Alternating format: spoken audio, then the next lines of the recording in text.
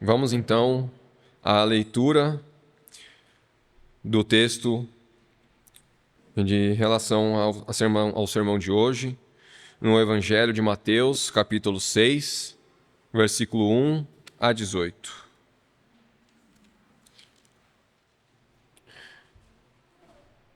Guardai-vos de exercer a vossa justiça diante dos homens, com o fim de serdes vistos por eles. Doutra sorte, não tereis galardão junto do vosso Pai Celeste. Quando, pois, deres esmola, não toques trombeta diante de ti, como fazem os hipócritas, nas sinagogas e nas ruas, para serem glorificados pelos homens. Em verdade vos digo que eles já receberam a recompensa. Tu, porém, ao dares a esmola, ignore a tua mão esquerda o que faz a tua mão direita, para que a tua esmola fique em secreto, e teu Pai, que vê em secreto, te recompensará. E, quando orardes, não sereis como os hipócritas, porque gostam de orar em pé, nas sinagogas e nos cantos das praças, para serem vistos dos homens. Em verdade vos digo que eles já receberam a recompensa. Tu, porém, quando orares, entra no teu quarto e, fechada a porta, orarás a teu Pai, que está em secreto, e teu Pai, que vê em secreto, te recompensará. E orando, não useis de vãs repetições, como os gentios, porque presumem que pelo seu muito falar serão ouvidos. Não vos assemelheis, pois, a eles, porque Deus, o vosso Pai, sabe de que tendes necessidade, antes que lhe o peçais. Portanto, vós orareis assim: Pai nosso que estás nos céus, santificado seja o teu nome.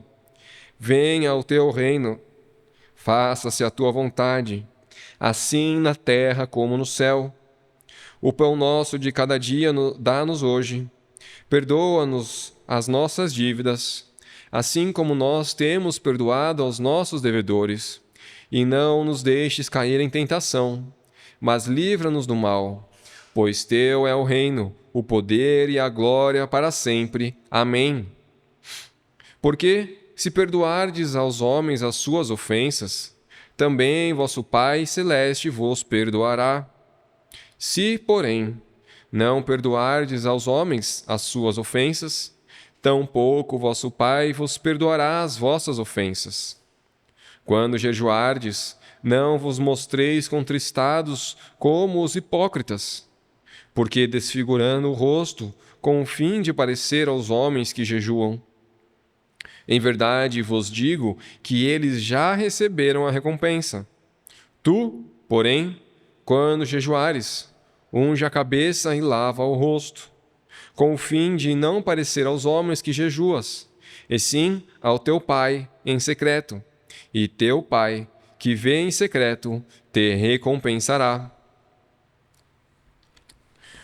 Vamos então à leitura do Dia do Senhor de número 46, do qual é a base da pregação de hoje.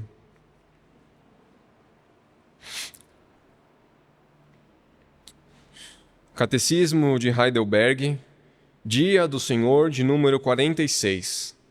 Pergunta 120. Por que Cristo ordenou nos dirigir a Deus como Pai Nosso? Resposta: para despertar em nós, logo no início da nossa oração, aquela reverência filial e confiante em Deus, que deve ser básica à nossa oração.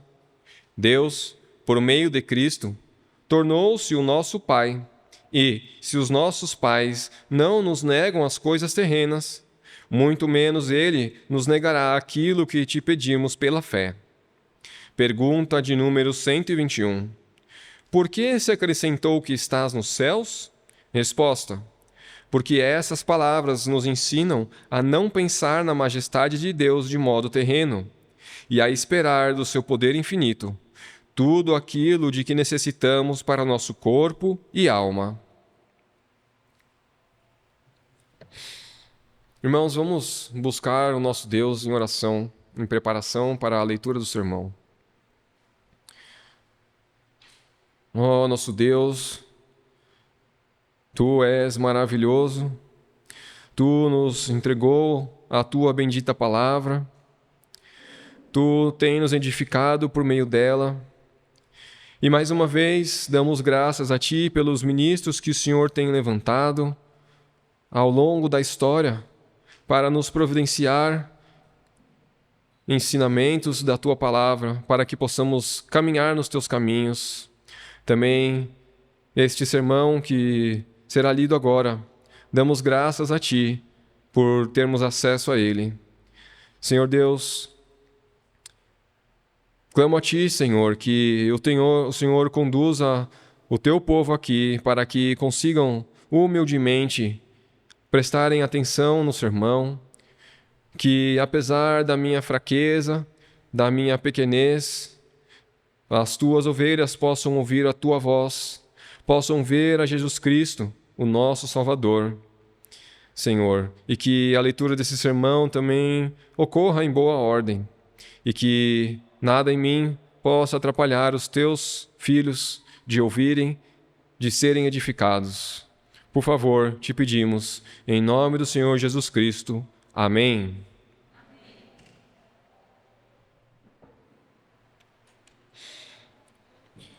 Irmãos, o sermão que será lido hoje foi um sermão de 1937, escrito por um pastor das igrejas libertadas na Holanda, Bene Howerda. Vamos então começar o sermão, e eu chamo vocês aqui, que são os amados do nosso Senhor Jesus Cristo. Veja, nós acabamos de ler uma passagem no Evangelho de Mateus, uma passagem na qual nós chamamos assim de o Sermão do Monte. E hoje em dia, é universalmente aceito que este Sermão do Monte constitui uma unidade. Mas antigamente não era bem assim. Alguns supunham, e entre eles até Calvino, que Mateus teria reunido palavras que Jesus proferiu em diversas ocasiões diferentes. Mateus, então, teria colocado todas essas palavras e ensinamentos datadas de épocas distintas, porque elas se relacionam tematicamente em um só texto. Então, assim, o Sermão do Monte seria do conteúdo de Jesus Cristo, mas do agrupamento seria de Mateus. E essa ideia de que o Sermão do Monte não foi um discurso proferido de uma vez só no monte, mas uma coleção de ditos de Jesus em diversas ocasiões, foi muito aceita também em nosso meio.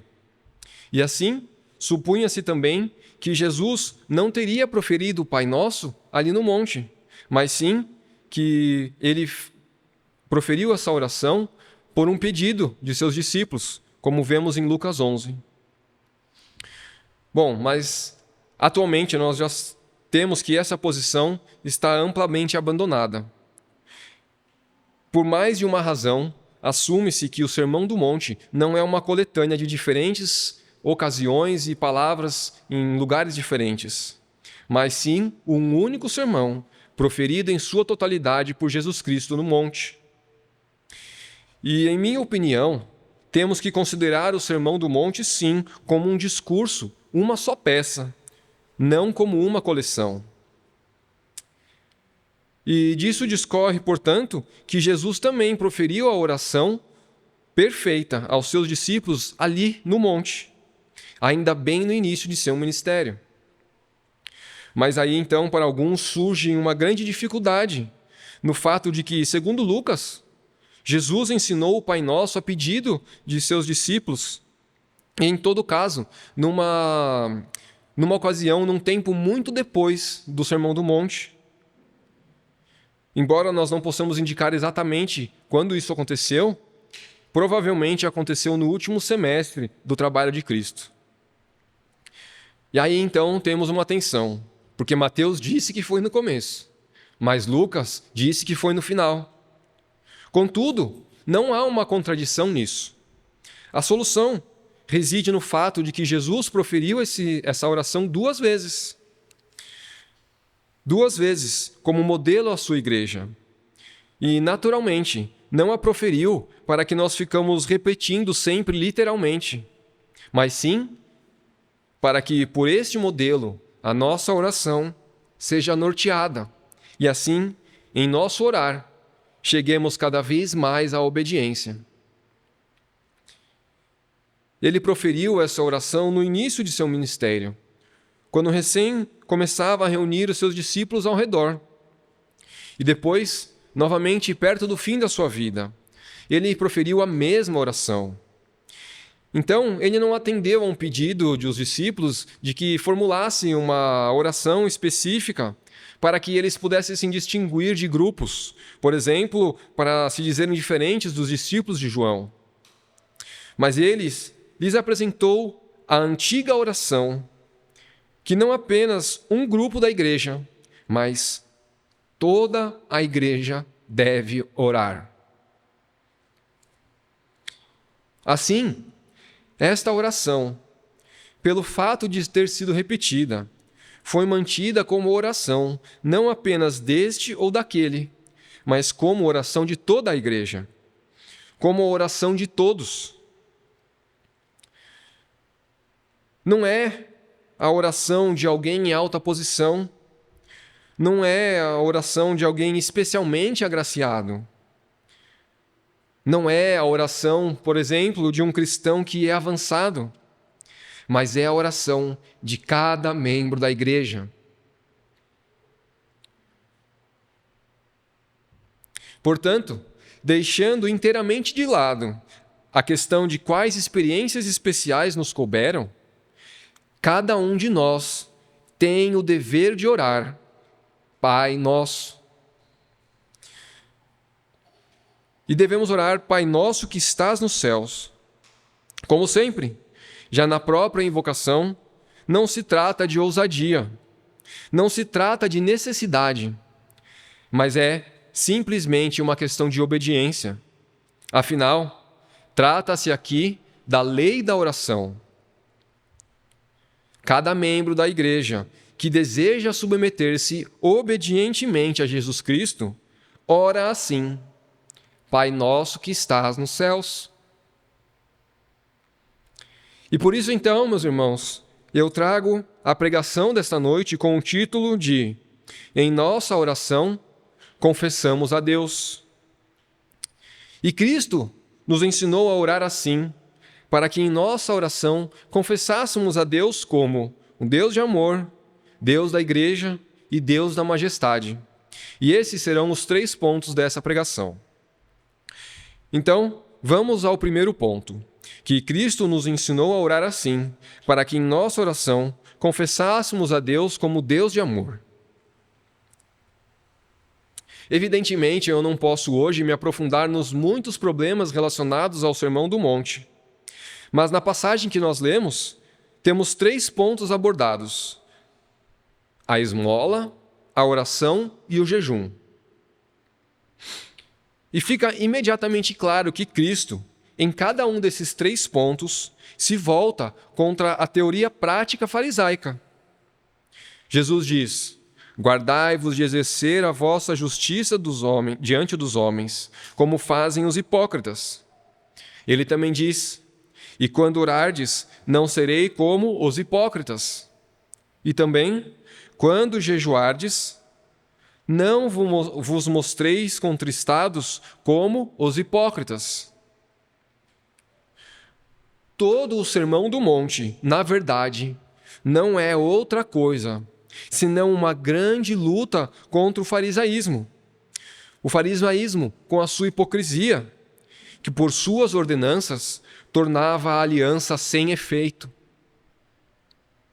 O farisaísmo que, na verdade, já não conhecia mais a aliança, mas a havia trocado pela ideia de um contrato com Deus. O farisaísmo que nada mais compreendia que o Senhor, por livre graça, havia estabelecido a sua aliança com o seu povo e, por isso, pedia daquele povo obediência por gratidão.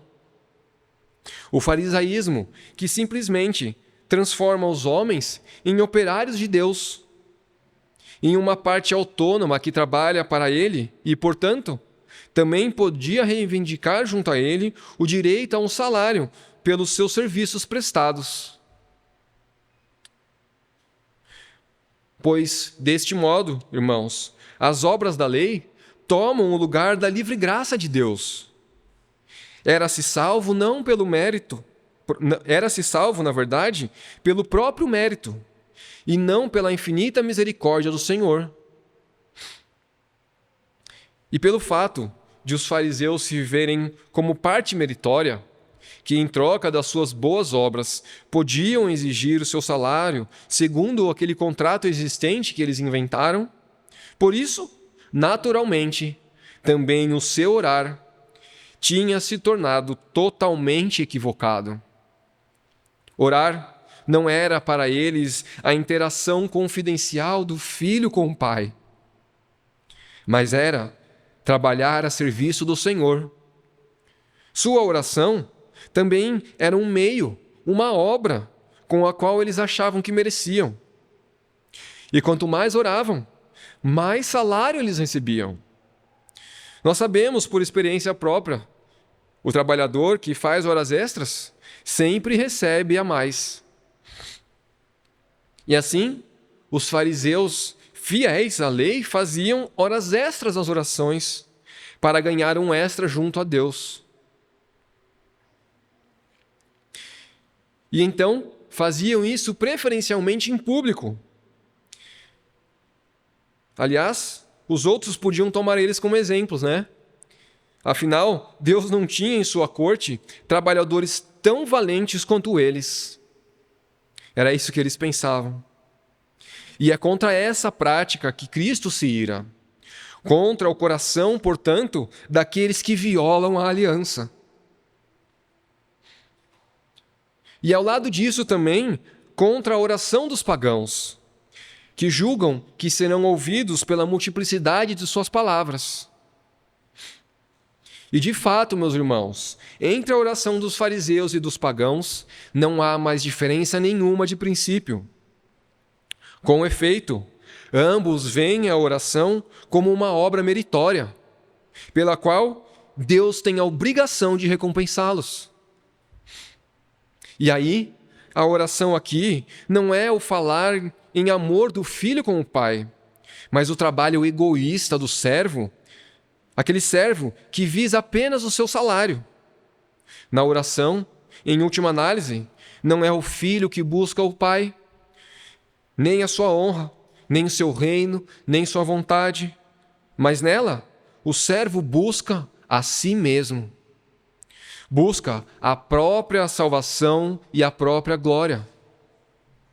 Deus é visto em tal oração simplesmente como alguém que podemos usar para nossos próprios planos, alguém que exploramos para a nossa felicidade, em vez de vivermos como filhos com Ele. E quando Cristo, portanto, se ira contra os fariseus e contra os pagãos, também em sua prática de oração, então ele se ira com isso, que o orar daqueles nada mais é do que egoísmo de servo que precisa de um patrão por um momento, mas que de resto nada sente por ele. Que não é a interação de amor de filho com o pai, aquela interação de querer falar com o pai sobre todas as coisas da sua vida, aquela interação de falar com o pai sobre todas as coisas da maravilhosa aliança. E é essa luta contra o farisaísmo e contra o paganismo que leva a Cristo a ensinar o Pai Nosso aos seus discípulos.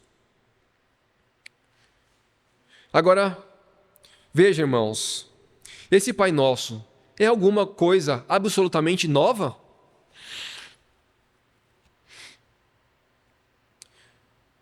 Por acaso, é algo que não se podia encontrar vestígio algum no Antigo Testamento? É essa oração algo que nem o primeiro esboço podia se notar no Antigo Testamento? De modo algum. Pois Cristo destaca justamente que ele, no Sermão do Monte, não derruba revolucionariamente o antigo, mas, precisamente, ele cumpre o antigo. Ele diz assim: não penseis que vim revogar a lei ou os profetas. Pelo contrário, vim para cumpri-los. Mas veja, meus irmãos, poderia dar às pessoas a impressão de que Cristo estava pondo de lado o Antigo Testamento, porque o que aquelas pessoas tinham visto até hoje era muito diferente daquilo que se tinha na palavra. Os fariseus estavam ensinando coisas que não tinham nada a ver mais com a aliança. E por isso, Cristo nos assegura que ele não rejeita o Antigo Testamento, apenas a distorção farisaica do Antigo Testamento, que no fim das contas invalida o próprio Antigo Testamento. Ele quer, precisamente em sua oposição aos fariseus, manter o Antigo Testamento e levá-lo ao cumprimento. Para isso que ele foi enviado. E se Cristo, portanto, ensina à sua igreja o Pai Nosso, então, essa oração não é algo totalmente diferente do Antigo Testamento, como encontramos, por exemplo, nos Salmos, mas ela é em oposição à deturpação farisaica e pagã da oração, precisamente a manutenção e o cumprimento da oração veterotestamentária, ou seja, a oração do Antigo Testamento.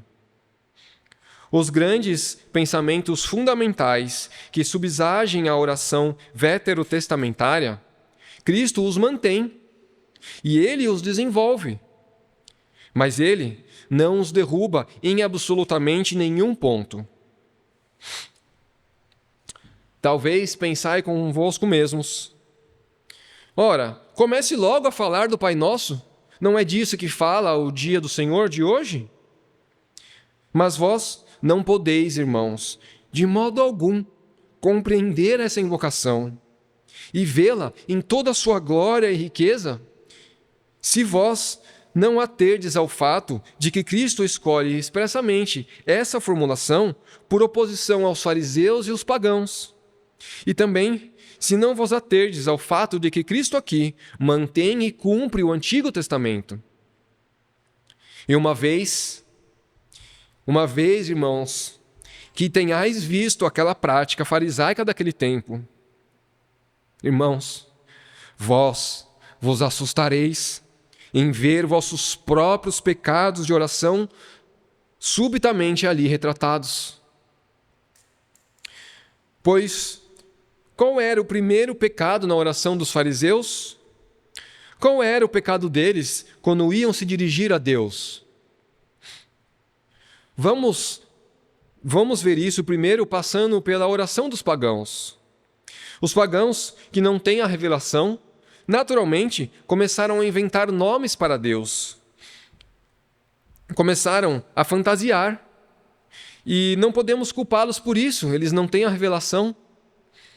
Eles começaram, então, a atribuir nomes a Deus. Nomes que, na verdade, não dizem quem Deus é, mas como eles pensam sobre Deus e o que creem a respeito dele. Quando um pagão invoca a Deus com um nome, esse nome não é um nome que Deus revelou em si mesmo, mas um nome que o homem inventou.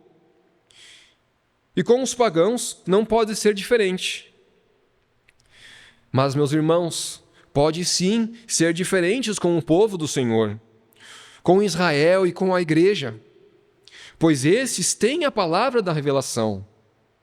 O povo da aliança não precisa inventar nomes para Deus, nem mesmo pode fazê-lo, pois Deus se deu a conhecer ao seu povo com o seu nome, até mesmo com muitos nomes, dos quais um ainda é mais rico do que o outro. Veja, ele aparece a Abraão e aos patriarcas como o Deus Todo-Poderoso. Mas a Moisés, ele se revela como o Senhor, como eu sou o que sou. Não apenas como Deus que pode fazer tudo por seu povo, mas também como um Deus que quer fazer tudo e fará tudo. Eu sou o que sou e permaneço o mesmo. Deus expressa este nome a sua grande e imperecível fidelidade à aliança. E este nome é, portanto, a possessão mais rica de Israel.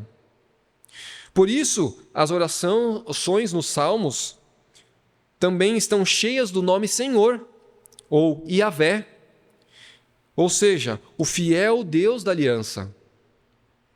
É o nome mais rico que o povo da aliança sobre o Antigo Testamento conhecia e podia dizer na oração. Quando, pois, o israelita vai orar, ele não pode de modo algum omitir o nome Senhor, Yahvé. Não que ele deva usar somente este nome, claro que não. Mas toda a sua oração deve ser sustentada pelo conteúdo deste nome. Nossa oração é, afinal, sempre a resposta ao que Deus nos disse. E à medida que as palavras de Deus se tornam ainda mais ricas em conteúdo, nossas orações devem se adaptar a isso. Nossas orações devem acompanhar o nível da revelação. À medida que Deus diz mais, nós devemos dizer mais também. À medida que a riqueza da aliança é revelada, também na oração, a riqueza da aliança deve ser confessada. E isso não precisa acontecer sempre com a mesma palavra Senhor. Mas nosso orar deve sim mostrar que partimos da fidelidade à aliança tal como o Senhor a estabeleceu naquele nome. Mas então, o que foi que aconteceu com os fariseus, que eles não invocavam mais o Senhor pelo seu nome? Eles nunca usam este nome. Isso foi surgindo gradualmente e avançando cada vez mais. Eles consideravam que este nome era santo demais, era íntimo demais. Compreendia-se, sim, que este era o nome mais elevado de Deus, isso é certo. E por uma reverência desmedida, não ousavam mais pronunciar esse nome. Deus era tão elevado, tão santo, tão temível, e por isso se escolhiam outros nomes.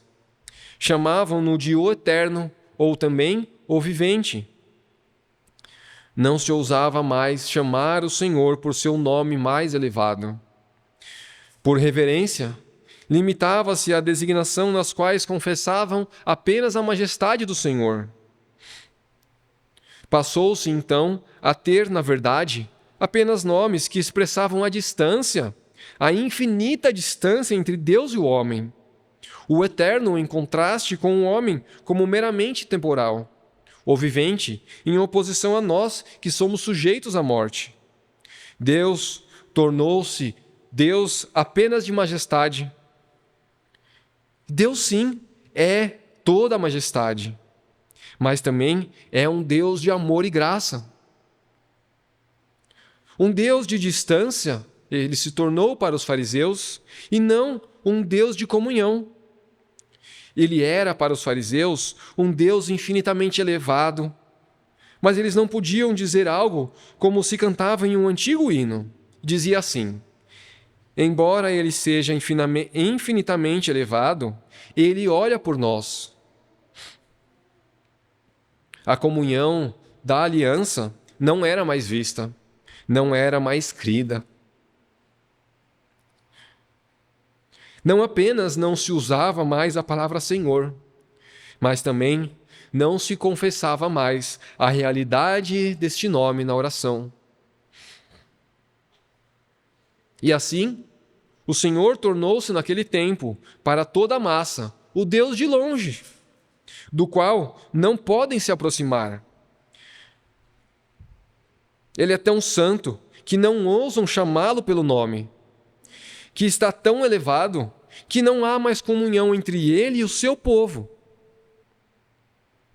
E quando Israel, assim, abandona na prática a aliança, ele de fato se paganizou. Então, a oração de Israel também se tornou pagã. Um clamar a um Deus distante, um falar a um Senhor elevado, que serve apenas para pagar um salário, mas de quem, na verdade, não se ousa aproximar. O temor reverente é tão grande que não se ousam mais pronunciar o seu nome.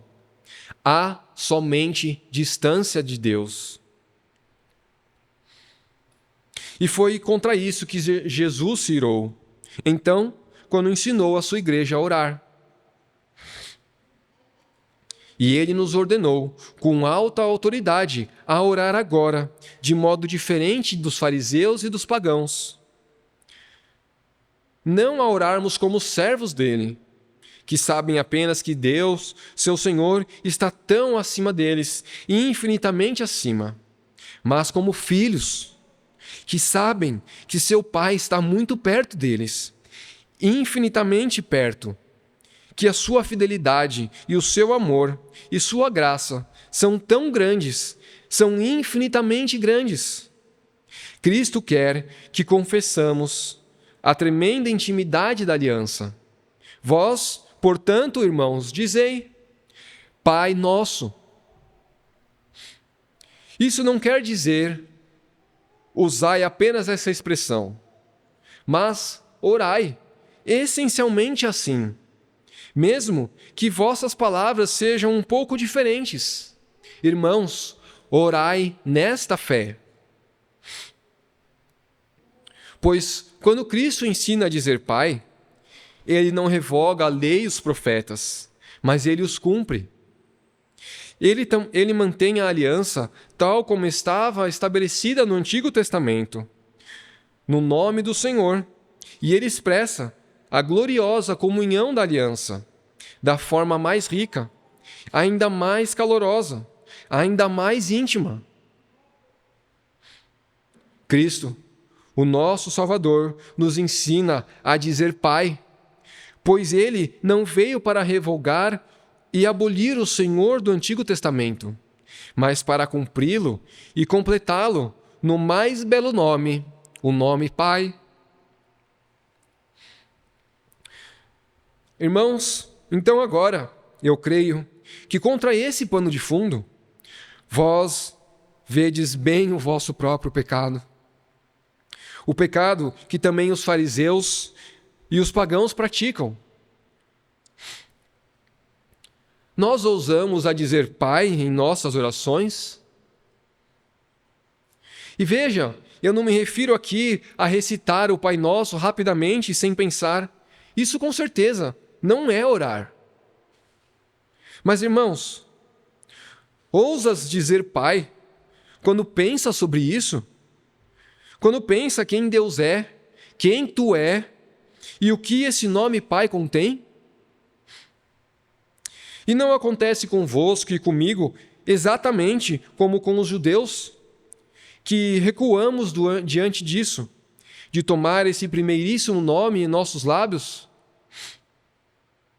Quando pensamos quão pecadores somos e quão santo Deus é, e quão grande é a distância, então não ousamos mais pronunciar o nome de Pai. E aí então, quando eu oro, eu digo, Senhor, ou então Deus triuno, o eterno, mas eu vou usar Pai? Não, eu não ouso. E veja, irmãos, a questão não se resume à palavra Pai, mas ao seu conteúdo. Então, meus irmãos, quando orardes, não sejais como os hipócritas, ou então como os pagãos, Vocês, portanto, devem dizer: Pai nosso. Ou seja, confessai a comunhão na aliança. Crede nela, vivei a partir dela, descansai nela. E faça isso, mesmo quando tiverdes pecado, mesmo quando forem indignos. Afinal, quando vós não sois indignos? Irmãos e irmãs, Cristo ensinou essa oração a vocês e a mim, nós, homens pecadores. E ele bem sabia que vocês não, e eu não, que nós nunca, nenhuma vez, poderíamos orar em completa santidade, que nós não estaríamos sem pecado nenhuma vez, quando nos aproximássemos de Deus em oração, que nós, quando orássemos da nossa parte, nunca teríamos nos comportado suficientemente como filhos de Deus para poder usar a palavra Pai. Cristo sabia disso muito bem. Sabia que nenhuma vez em nossa vida o nosso comportamento seria suficientemente filial para que pudermos, com base nisso, invocar a Deus como Pai. E uma vez que fazemos é pior do que a outra. E quando oramos, sempre nos envergonhamos, não é mesmo? Há sempre algo que perturbou o bom relacionamento de nós com Deus. Então, se dependesse disso, da minha vida, da tua vida, nem eu, nem vós poderiam dizer Pai nenhuma vez. Eu nunca ousaria dizê-lo. Por isso, sou, mesmo no melhor dos casos, mesmo no momento mais piedoso, ainda muito pouco filho por mim mesmo. E vejam, se eu tiver que extrair a liberdade para dizer Pai da minha obediência filial, então realmente nunca poderei dizer Pai. Nem eu, nem vocês, e nem nenhum outro homem, nunca poderá utilizar isso para se referir a Deus como Pai. Mas, todas as vezes que orarem, vocês devem dizer Pai Nosso. Todas as vezes que orardes, meus irmãos, crede sempre que Ele é Pai e que Ele está sempre cheio de amor por vós. Você é um filho pecador, desgarrado, desobediente. Mas nem por isso Ele deixa de ser Pai. E pensem, quando um pai ouve os seus filhos, o que torna alguém pai entre os homens? Por acaso é o comportamento do filho que torna alguém pai? Vossa paternidade depende da obediência de seus filhos ou então das suas travessuras? Não, não é o comportamento dos seus filhos que torna vocês pais, mas vocês se fazem pais e vocês se movem no amor. E da mesma forma, meus irmãos, nós não tornamos Deus o nosso Pai. Não o escolhemos como Pai. Não o movemos ao seu amor paternal. Mas Ele mesmo se fez nosso Pai. Adotou-nos como filhos em Cristo. Ele é Pai nosso. Ele nos ama. Isso, Ele mesmo que nos disse. Assim, agora eu posso ter pecado contra Ele e ter me afastado dele como um filho pródigo. Mas Ele, ainda assim, continua sendo Pai. E mesmo se eu retornar a Ele, então aí eu direi, não sou digno de ser chamado seu filho. Ainda assim, Ele continua sendo Pai. E quando confesso a minha culpa como filho, então confesso o seu direito de pai e espero em seu amor de pai. Mas do contrário, não me aproximo dele. Então, todo aquele que ora deve dizer Pai, e deve dizer crendo na aliança, crendo no infinito amor de Deus, aquele amor que nos adotou como seus filhos e nos confirmou isso, crendo na grande fidelidade que Ele nos segura depois de todos os nossos descaminhos, crendo no grande amor que perdoa vez por vez, crendo na graça que até mesmo aceita de volta quando rompo com Ele e retorno arrependido. Isso eu devo crer na oração, isso eu devo confessar. Mas sim, quase não se ousa quando olhamos para nós mesmos. E veja, eu consigo entender bem os fariseus nisso. Mas eu não posso ser desobediente a Cristo. Irmãos, não podemos desobedecer a Cristo. Mas a verdade é que Deus é grande demais para mim, e eu não sou digno e não ouso dizê-lo. Só que Ele me ordena fazer, e a fazer diferente dos fariseus e pagãos. Ele me ordena a não escolher nomes eu mesmo, mas a chamar Deus pelo seu nome mais glorioso. Então, meus irmãos, quando orardes, não façais como os hipócritas, mas quando orardes, dizei, Pai nosso. E se disserdes, não ousarei falar assim. Irmãos, isso é uma questão de dever. Se vocês querem ser ousados, sejam ousados. Sejam ousados apenas e não serem desobedientes a Cristo quando Ele vos ensina a orar. Não terás coragem de querer saber melhor do que Ele e de tomar o partido dos fariseus e pagãos contra Ele, nem mesmo na oração, mas dizei, como em um outro hino antigo diz, Ó Altíssima Majestade, que no reino da glória tendes os céus por vosso trono, nós vos invocamos em vosso Filho, que por nós satisfez a justiça, como nosso Pai humildemente.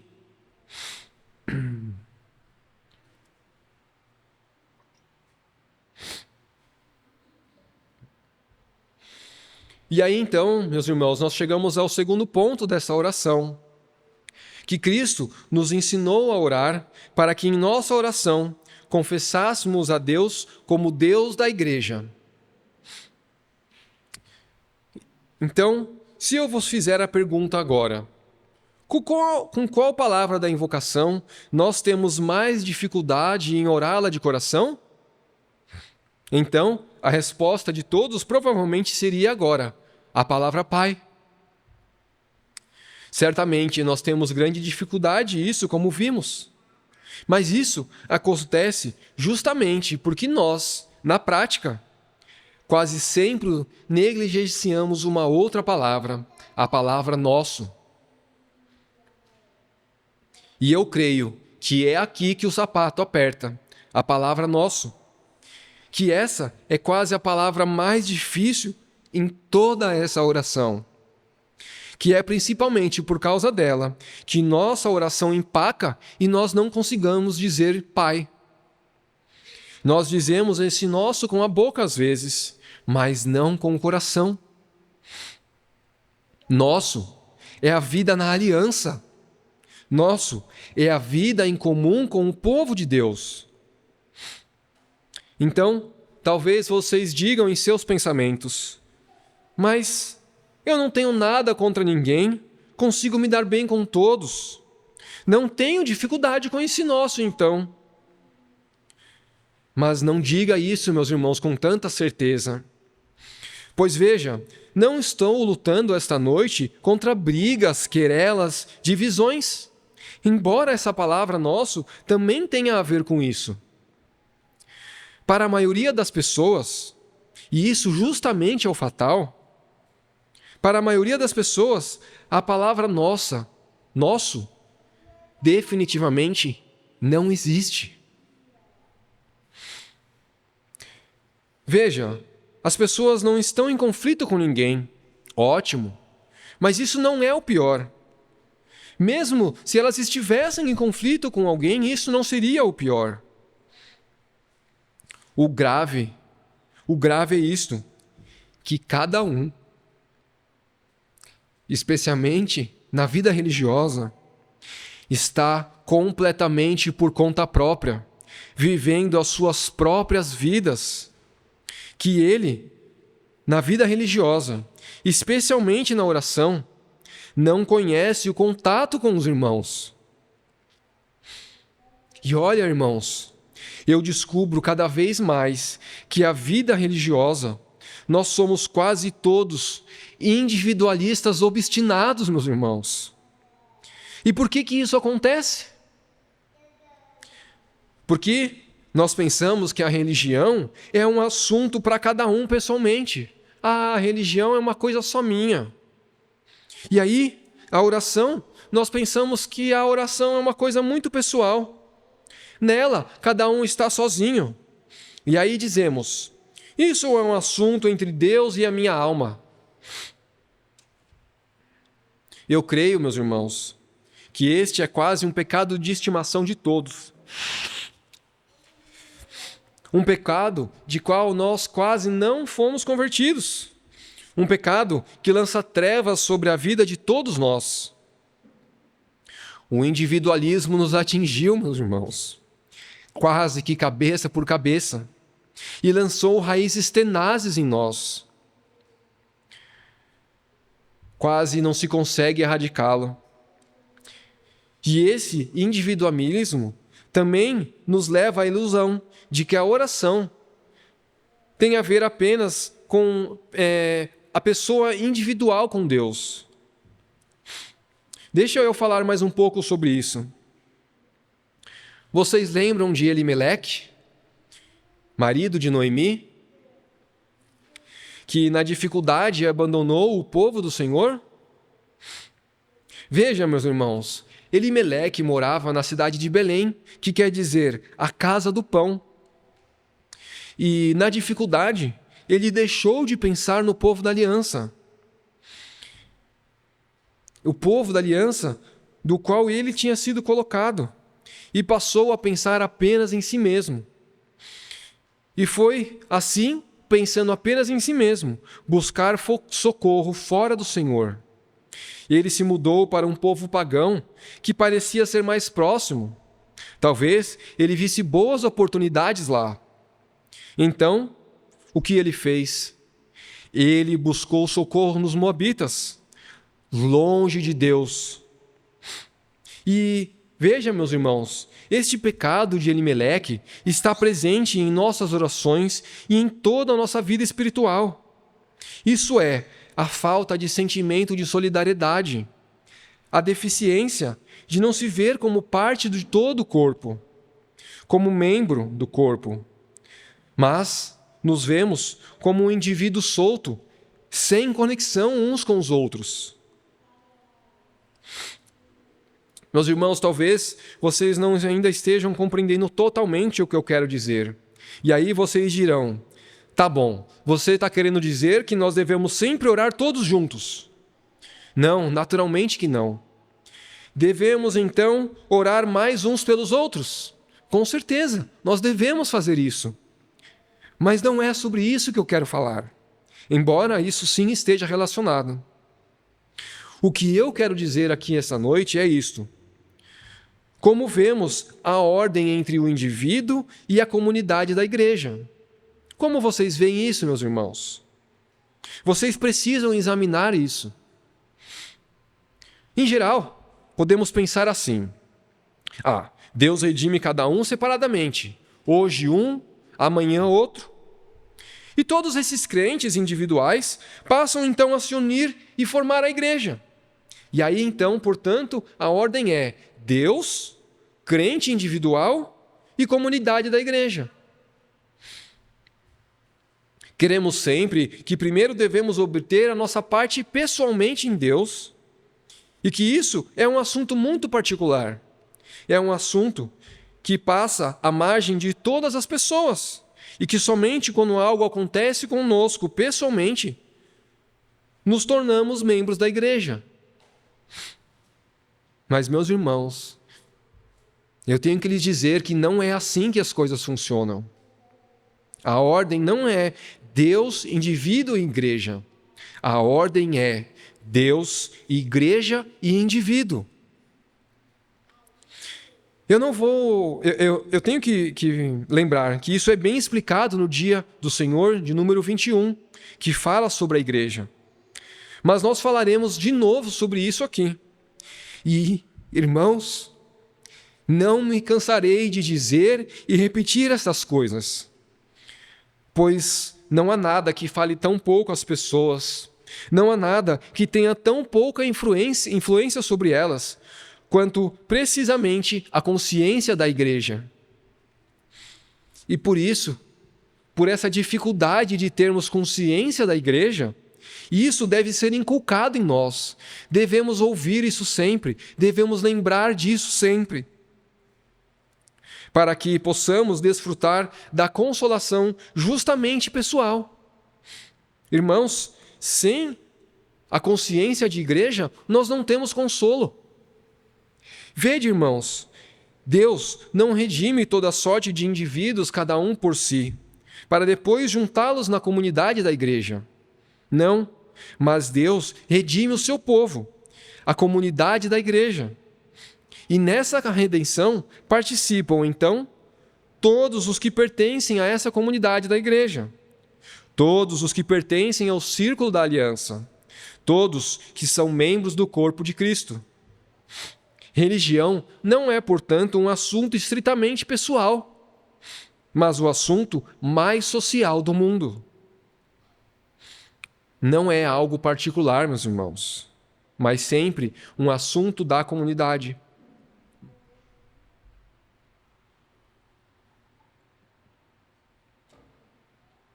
Então, Deus redime a igreja, e então Ele redime imediatamente cada um pessoalmente como membro da igreja. Ele dá a sua salvação à comunidade, e com isso, a cada um que pertence à comunidade. Deus, igreja e indivíduo. Irmãos, não há vínculo entre Deus e eu mesmo, se eu não tiver vínculo com a igreja. E Deus não me dá nada pessoalmente, a não ser como um membro em sua igreja. O Senhor não dá nada a cada um à parte, mas Ele dá ao seu povo a sua graça, e assim todos os que pertencem a esse povo. E somente como membro da igreja posso receber essa salvação de Deus, como membro do povo de Deus, como membro do círculo da aliança. E é isso, meus irmãos, para que serve agora essa palavra nosso. Não como se devêssemos sempre orar comunitariamente. Não, eu posso e devo também conhecer a oração pessoal.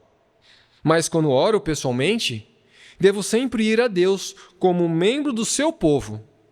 Então, posso dizer: Senhor, eu pertenço ao teu povo, e por isso te peço a bênção que tu tens para o teu povo. Vamos pensar em um outro exemplo. Imagine que nós estamos passando dificuldades fora do nosso país. Nós podemos ir tranquilamente ao consulado brasileiro e pedir ajuda. E por que nós podemos fazer isso? Porque nós pertencemos ao povo a qual aquela partição tem jurisdição e dever de proteger. Um argentino ou um alemão não tem nada a exigir do nosso cônsul. Mas nós, como brasileiros, temos. E é precisamente como brasileiro que eu posso ir lá e exigir ajuda. Eu posso pleitear com base na minha nacionalidade. E é assim também quando vou a Deus. Então, não venham como uma pessoa particular que agora não tem a ver com ninguém, mas veio como membro do povo, do qual Deus é Rei e Pai. Venham, portanto, como membro da igreja, em consciência eclesial, e vou apelar para a minha condição de membro da igreja. E isso, meus irmãos, é o que dá tanta paz. Veja, eu nunca, e vocês provavelmente nunca ousariam ir ao consulado por um assunto pessoal se não soubessem ser brasileiros, membros do povo brasileiro. Permaneceria sempre a dúvida se eles nos receberiam e nos ouviriam.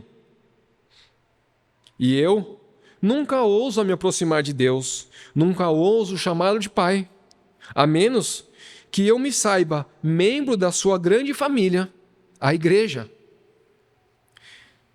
Irmãos, falta de consciência eclesial, essa é a morte para a certeza pessoal da nossa fé. Isso significa também falta de liberdade na oração, falta de fé na resposta à oração. Quem não tem consciência eclesial não tem liberdade para orar. Quem não diz nosso também não ousa dizer Pai. Mas justamente como membro do povo, cujo Deus é o Senhor, como membro do povo, eu venho a Ele e não digo, Senhor, Tu és o meu Deus particular, mas digo, Senhor, eu pertenço ao Teu povo. Isso Tu disseste. Tu és o Pai do Teu povo.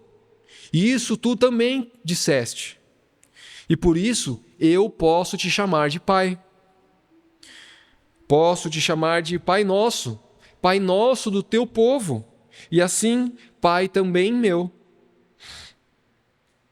Os fariseus também já não sabiam disso. Cada um tinha uma conta própria com Deus, e cada um tinha que se virar por si mesmo em como se arranjar com Deus. A postura deles era puramente individualista. Não sentiam vínculos uns com os outros, e assim oravam também para merecer pessoalmente, para aumentar o seu saldo naquela conta que eles tinham criado. Oravam em público. Mas isso não era porque quisessem envolver todo o povo ou porque se soubessem fortemente membros do povo. Lembre-se, eles desprezavam intensamente a multidão. Eles faziam isso para receber publicamente honra por sua religiosidade pessoal e privada.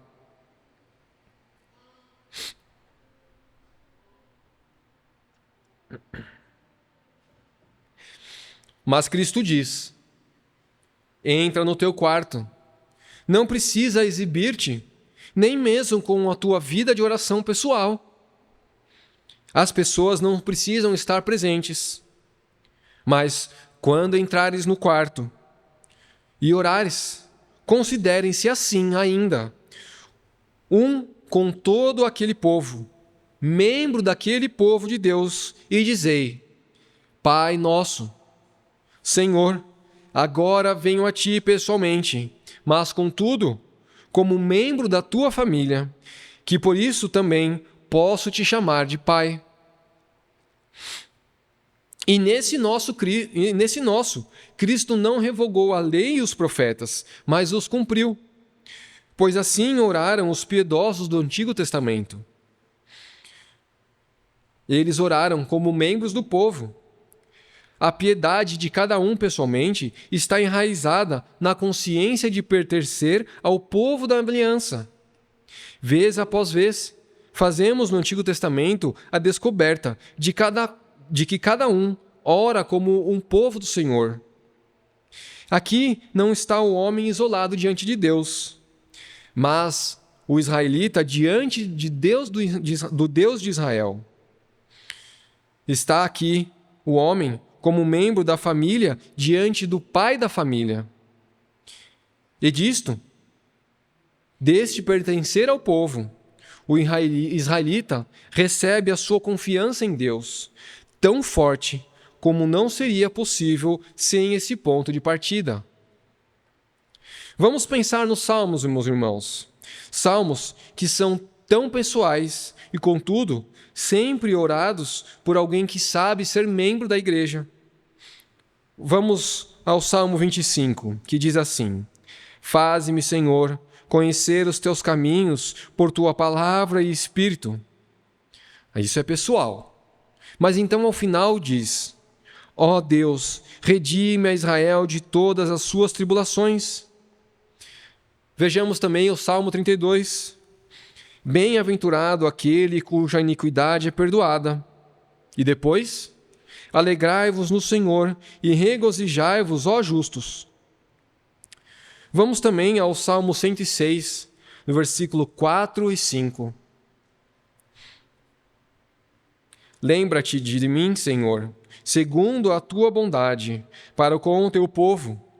Visita-me com a tua salvação, para que eu veja a prosperidade dos teus escolhidos, e me alegre com a alegria do teu povo, e me regozije com a tua herança. Também temos o Salmo 130. Das profundezas clamo a ti, Senhor. Escuta, Senhor, a minha voz. E depois: espere Israel no Senhor. É Ele quem redime a Israel de todas as suas iniquidades. Se ao menos vocês aprenderem a dizer nosso, então, Pai, também se tornará muito mais fácil.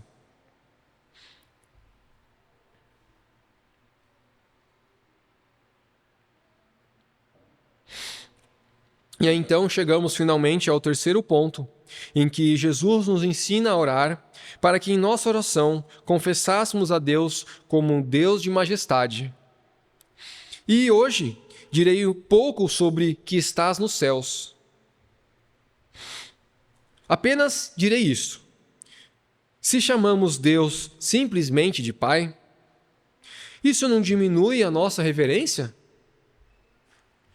Se nós, homens pecadores, simplesmente o invocarmos como Pai, isso não é fácil demais? Não deveria ser primeiro anunciado aos pecadores o temor? Mas, em primeiro lugar, Cristo nos ordenou que nos dirigíssemos a Deus assim. E, em segundo lugar, se é uma coisa que pode me levar ao arrependimento, é justamente isso, que Ele é nosso Pai. Porque o que é, meus irmãos, pecar contra um Deus todo-poderoso, um Deus que eu não sinto nada por Ele, um Deus que está longe, distante, um Deus que é estranho? Agora, o que é pecar, meus irmãos? Contra o Pai, aquele que nos conhece, que sabe que somos pó, mas que nos trata com santa misericórdia, que nos sustenta, que caminha conosco. Quando pecamos contra o Pai, aí podemos dizer com toda tristeza: pequei contra meu Pai. Você aprende a compreender a miséria justamente quando diz Pai. E também aprende gratidão. Ademais, você diz que estás nos céus.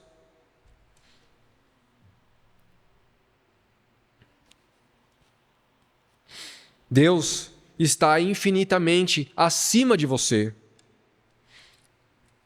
E por isso, reverência, sim. Mas esse Deus nos céus é, contudo, teu Pai. E com tudo sobre o que Ele, como Deus Todo-Poderoso, dispõe, que estás nos céus, isso faz sim com que eu o honre humildemente, com que eu mantenha reverência. Mas isso é imediatamente minha mais rica consolação. Pois, justamente porque Ele está nos céus, Deus Todo-Poderoso, justamente por isso, é uma riqueza tão grande que Ele seja o meu Pai. Deixe-me dizer melhor. Que Ele seja o nosso Pai que estás no céu. Amém?